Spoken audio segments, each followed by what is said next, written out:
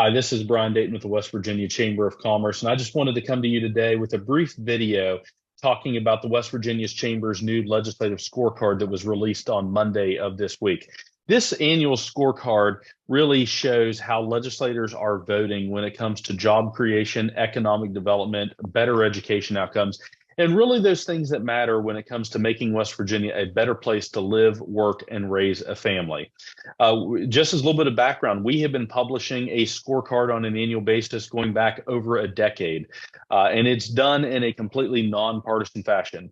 At the conclusion of each year's legislative session, we bring together a group of West Virginia Chamber members from multiple industrial sectors, and we all sit down and we talk about what were the bills that mattered most in these categories. And then we talk about, how much weight should be given to each of these votes.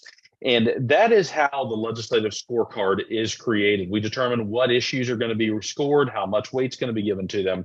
And then that data is input, and using mathematical formulas to keep it fair and honest, a legislator's score is calculated.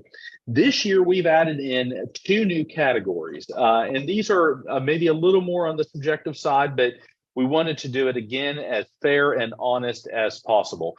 So the two categories are business engagement and leadership qualities. Business engagement really measures how a legislator is on their professionalism with the chamber and its members, their receptiveness to hearing the message from the West Virginia Chamber and the employer community. And so that's what that really measures.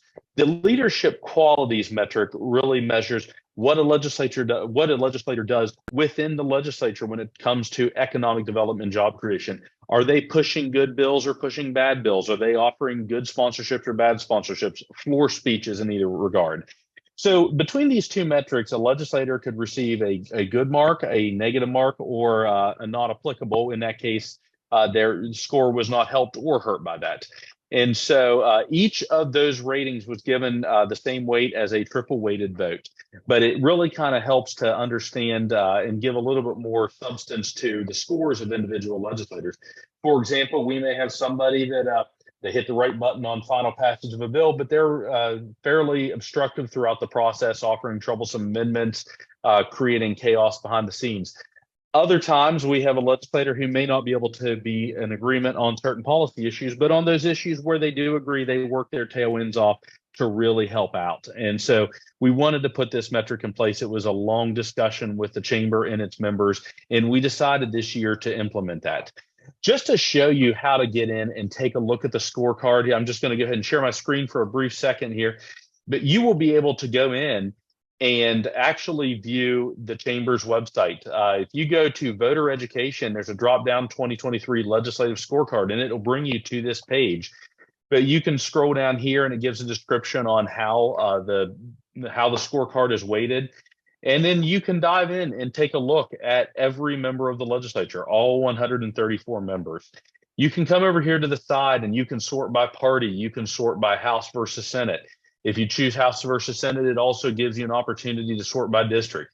If you live in a particular county and you say, I want to know how my members of the legislature in Berkeley County, for example, you could come down, select Berkeley County, and then hit apply, and you would see those legislators who were in your county.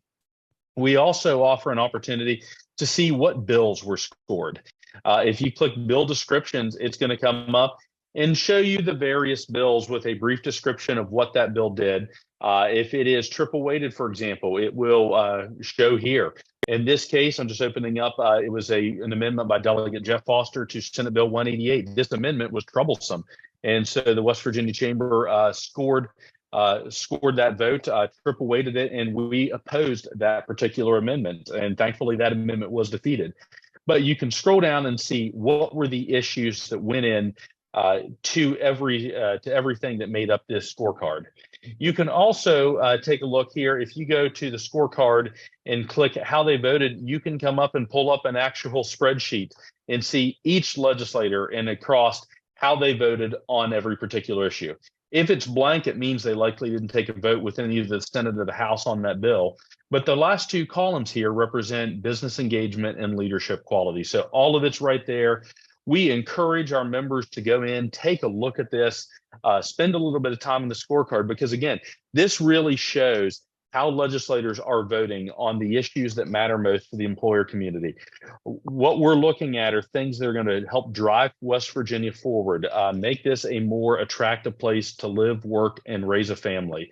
We're really getting in the position in this state of attracting new business development and bringing in more opportunities, but we got to make sure that we stay competitive. So thankfully, this was a good session. I want to just give a shout out, 39 members of the legislature, 15 in the Senate and 24 in the House of Delegates received a 100% this year.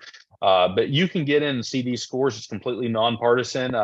There were Republicans that scored very high, and there were Republicans that scored very low. And then Democrats likewise scored very high and some that scored very low. But this is what we do to really rate the legislature after each session. So again, encourage you to visit our website, take a look at this. As always, we are available for questions if you have any. But again, I want to thank everybody for their support of the West Virginia Chamber of Commerce, and just want to give a little bit of a description on our legislative scorecard and how to take a look at it. So thank you, and I hope everyone has a great day.